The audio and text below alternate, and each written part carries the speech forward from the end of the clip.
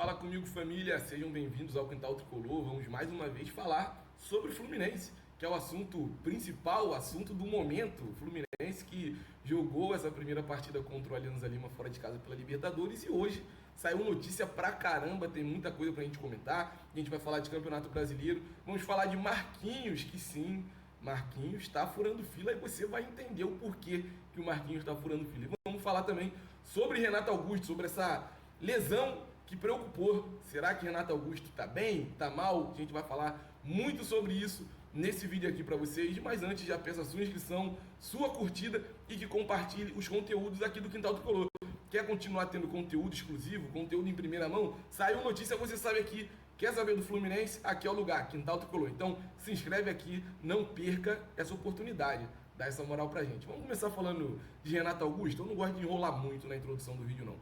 Vamos falar de Renato Augusto. Renato Augusto chegou ao Fluminense para ser mais uma opção para a saída de Paulo Henrique Ganso, porque a gente sabe que Paulo Henrique Ganso, no ano passado, jogou várias partidas onde o físico dele não estava agradando. Então, Renato Augusto chegou meio que para revezar com Paulo Henrique Ganso a titularidade ali na meiuca do Fluminense e, quem sabe, até virar titular do Fluminense. E foi o que aconteceu nessa partida.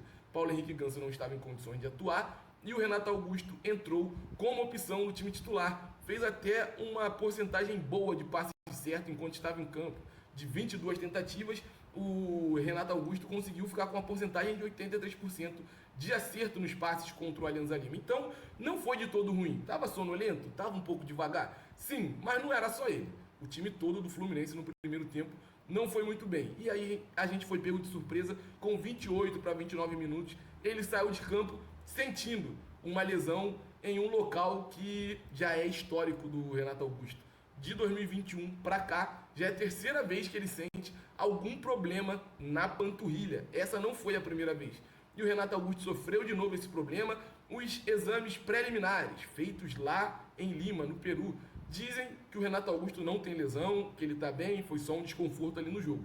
Porém, contudo, todavia, entretanto, para ter essa certeza, só quando ele chegar em solo brasileiro. Ou seja, nessa sexta-feira, quando ele se reapresentar junto com todo o elenco do Fluminense, no CT Carlos Castilho, a gente vai poder ter uma ideia melhor se essa lesão na panturrilha atrapalha ou não a temporada do Renato Augusto. Fato é que pegou muita gente de surpresa. O Fluminense ficou vários dias, foram 17 dias, se eu não me engano, sem jogar futebol. A gente esperava que o Fluminense fosse recuperar mais atletas e que quem tivesse em condições estivesse realmente muito bem para jogar as partidas, mas não foi o que aconteceu e o Renato Augusto acabou sentindo essa lesão na panturrilha, que é algo que já preocupa o cara há muito tempo. Não é de hoje que o Renato Augusto sente uma lesão na panturrilha e a gente só torce para que não atrapalhe. Se o exame preliminar disse que está tudo bem, que o exame de imagem, que os exames que forem realizados aqui no Rio de Janeiro confirmem que ele está bem e digam que a gente não vai perder o Renato Augusto por mais jogos na temporada. Vale lembrar que Ganso, Germancano já estão voltando e a princípio na partida do Maracanã contra o Colo-Colo, que é o próximo jogo do Fluminense, eles vão estar em campo e se o Renato Augusto não estiver bem, o Ganso já vai ter voltado. Espero eu que as coisas caminhem bem para que a gente tenha os dois em condições na próxima partida no Maracanã. Vamos falar de Marquinhos. Marquinhos que foi uma grata surpresa, tá? Marquinhos jogou muito pelo Fluminense nessa partida contra o Alianza Lima. Tentou por várias vezes aquele confronto 1 contra 1 pelo lado direito de ataque do Fluminense, depois se movimentou muito pelo lado esquerdo, jogou como lateral esquerdo quando o Marcelo saiu para dar lugar para os jogadores que estavam no banco de reserva e conseguiu aquele gol de cabeça numa oportunidade muito boa. Mostrou o faro de gol, mostrou muito oportunismo. Por quê? Douglas Costa foi fazer um escanteio ali pelo lado direito do ataque do Fluminense, cruzou na segunda trave, o Lelê, por conta desse corpo que tem, por conta da altura, chamou muita atenção no meio da zaga, ninguém viu o Marquinhos chegando, Marquinhos ali na segunda trave, cabeceou e fez o gol do Fluminense. E o porquê de Marquinhos estar furando fila? Por que na capa do vídeo você disse Marquinhos furando fila? Por que isso? Porque o Marquinhos foi o último jogador contratado pelo Fluminense e dos contratados foi o primeiro a fazer gol. Vocês têm noção de que ele fez gol antes do Douglas Costa, que atuou mais do que ele, antes do Lucumi, antes de Renato Augusto, por exemplo, que é o chuta-chuta, antes do Terence, que também chuta pra caramba. Marquinhos, a grata surpresa nessa última partida contra o Alianza Lima, furou fila e assim, minha rapaziada, falo com convicção, tá? Por tudo que eu vi nessa partida contra o Alianza Lima, a gente sabe que é apenas um jogo. Eu acho, tenho pra mim, que ele não vai furar fila só na questão de ter feito o primeiro gol dos jogadores contratados. Eu acho que briga pela vaga de titular com a camisa do Fluminense. Não sei se todos assistiram a coletiva de imprensa, mas o Diniz deixou claro, e o Marquinhos também, que ele pode fazer mais de uma função dentro de campo com a camisa do Fluminense. Eu acho isso importante, mas a gente tem que torcer para que isso não queime o jogador.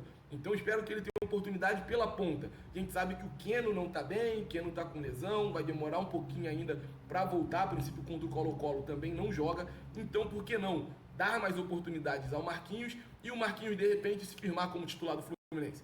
Mostrou que tem personalidade. Contra o Flamengo, jogou como lateral direito e jogou bem. Ontem, contra o Alianza Lima, jogou pela direita de ataque, pela esquerda de ataque, pela lateral esquerda e ainda fez o gol que deu o empate ao Fluminense e fez o Fluminense voltar com esse um ponto para o Rio de Janeiro.